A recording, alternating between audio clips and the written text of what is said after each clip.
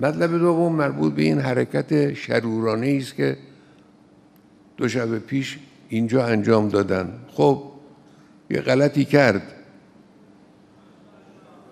خودشون هم البته بزرگنمایی میکنن، بزرگنمایی اونا غلطه، اما توجه داشته باشید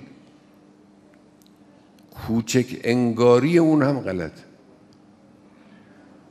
اینی که ما بگیم نه چیزی نبود، اهمیتی نداشت فلان، اینم غلط. بایستی خطای محاسباتی رژیم صهیونیستی باید به هم بخوره. اینا دچار خطای محاسباتی هستند نسبت به ایران. اینا ایران رو نمیشناسن، جوانان ایران رو نمیشناسن، ملت ایران رو نمیشناسن. قدرت و توانایی و ابتکار و اراده ملت ایران رو هنوز درست نتوانستن بفهمن. این رو ما باید به اینها بفهمونیم.